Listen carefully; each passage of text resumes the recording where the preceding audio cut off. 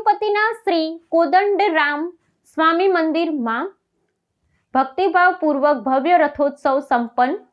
હજારો શ્રદ્ધાળુઓએ રથ ખેંચી ભગવાન કોદંડરામના આશીર્વાદ મેળવી ધન્યતા અનુભવી।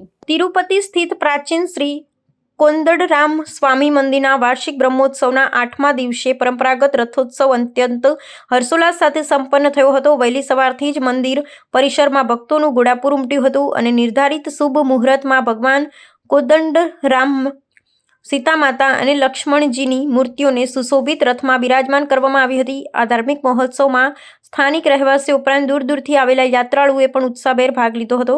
આ રથયાત્રાનું આધ્યાત્મિક મહત્વ સમજાવતા મંદિરના મુખ્ય પૂજારીઓએ જણાવ્યું હતું કે બ્રહ્મોત્સવ દરમિયાન રથોત્સવ એ પરાકાષ્ઠા સમાન ગણાય છે, જેમાં ભગવાન સ્વયં ભક્તોને દર્શન આપવા મંદિરની બહાર પધારે છે।